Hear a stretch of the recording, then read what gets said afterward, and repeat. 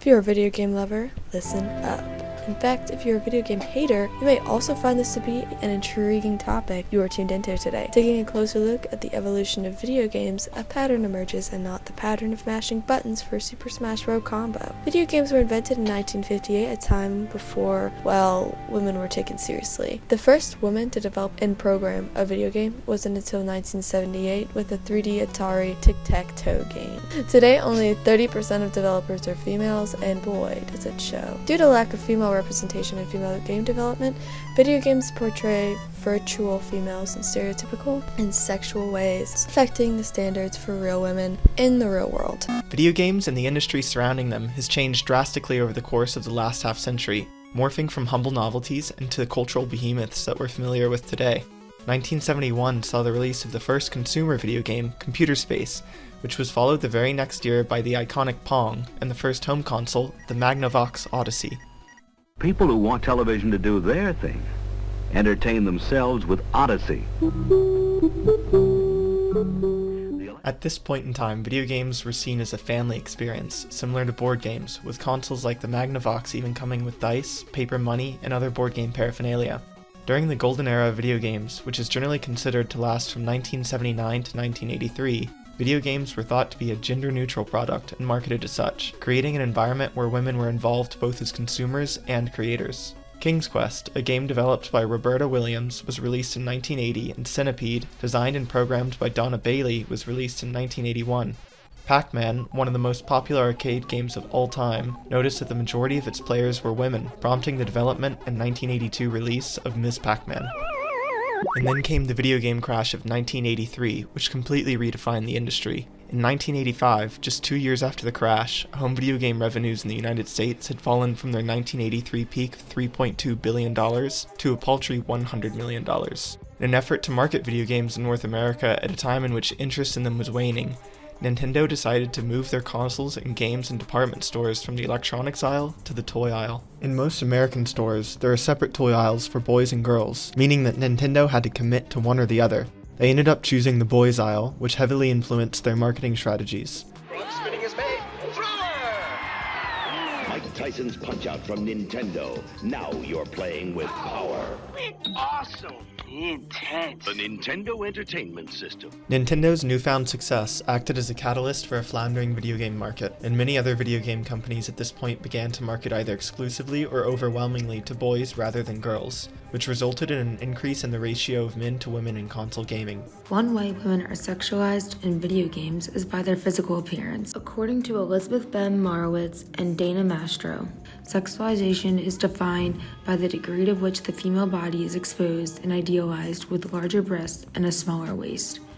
Women are typically wearing revealing clothing, convey sexual facial expressions, and have specific body types that are essentially appealing to men. The feature character Lara Croft in the video game Tomb Raider has become the prime example when discussing the sexualization of females in video games. Lara Croft's physical appearance includes abnormal-sized breasts compared to her tiny waist. In Saints Row 3 and up, there's a slider in the character creation where players can choose how high their character's sex appeal is. As you can see, the more the slider goes to the right, the larger the character's breasts become. Along the lines of character creation, Passmore's survey showed how players of color, especially women, experience a lack of representation where options reflecting their physical appearance don't exist. Alright, character customization. Wait, where's the other options at? Damn! What does white man got all these hairstyles? I ain't never seen no white person got their hair before. Women's physical appearance in video games eventually lead to articles like these. How inspiring. Another way women are sexualized is through their role in the video game. Typically, female characters are designed for sex appeal rather than having a significant role. Let's look at Grand Theft Auto 5 as an example.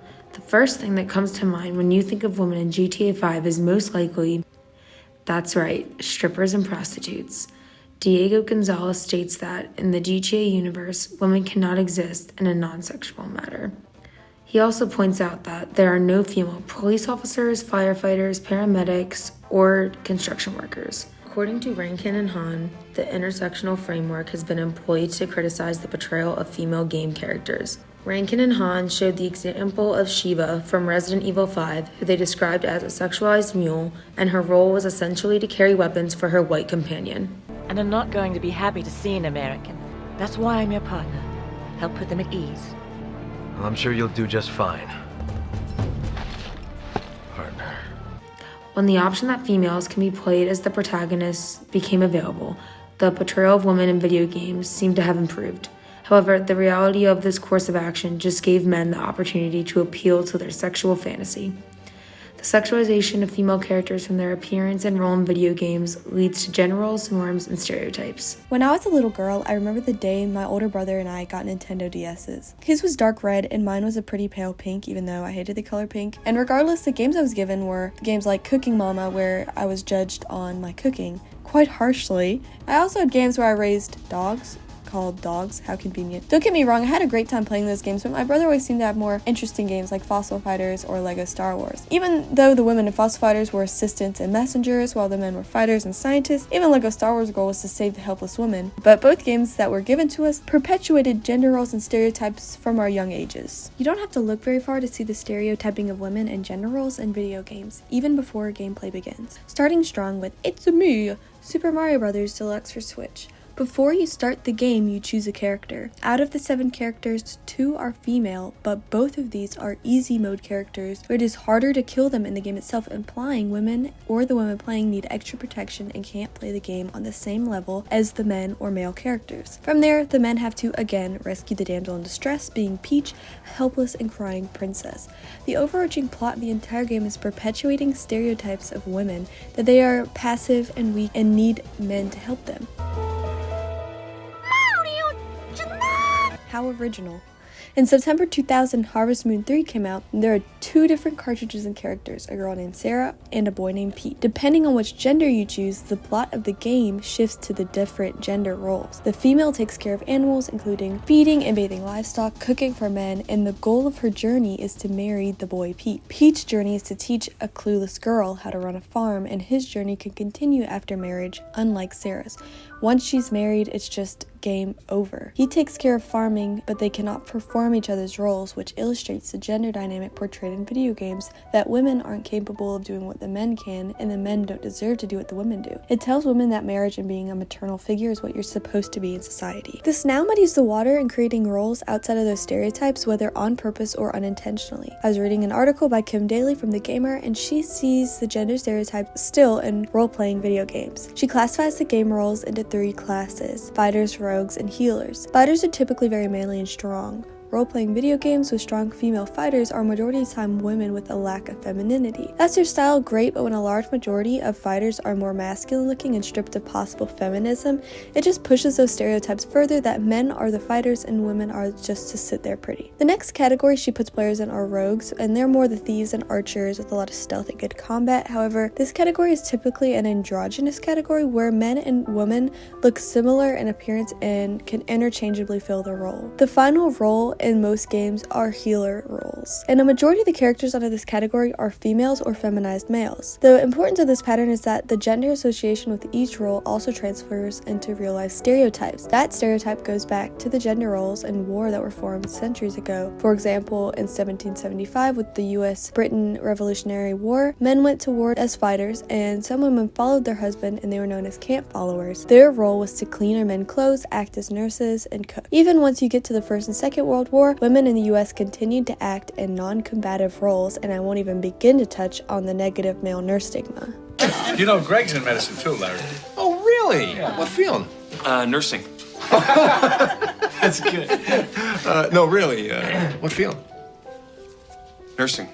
The video game community and industry has managed to perpetuate marketing strategies from the 1980s that overwhelmingly cater to a male audience. Many women continue to be excluded from the gaming scene because of the commonly held stereotypes associated with women in games and tech. The effects that sprung from video games becoming a gendered hobby are most acutely realized in the distribution of women in STEM careers. The shift in marketing of video games to a male audience coincided with the rise of home computing in the 90s, which resulted in more boys than girls transitioning into computing hobbies, and currently men outnumber women 3-to-1 in US STEM jobs. Even today, playing video games increases the chance of a child ending up with a STEM degree. Girls who play video games are 3 times more likely to pursue STEM degrees than girls who do not.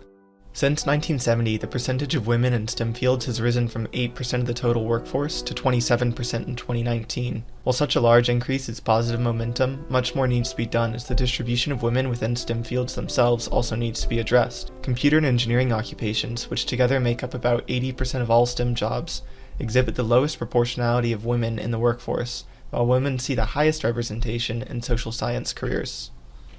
So what can be done to improve on this matter? Obviously, more women. Courtney Metz, a senior communications major at Temple University, suggests more women should be hired at every level of the video game industry, from development to marketing. By doing this, women will be able to have more control over their representation. Metz suggested that video game design teams, including more women, would lead to the development of female characters with a more practical design. Not only would this reduce stereotypes and tropes, but it would also allow women video gamers to feel more accepted and acknowledged. Another solution would be the establishment of women's gaming communities. The University of Arizona has an esports program that involves hundreds of female gamers. Women video gamers feel isolated in the gaming industry that has been geared towards men. This program has been effective in making women in the gaming community feel more involved and respected.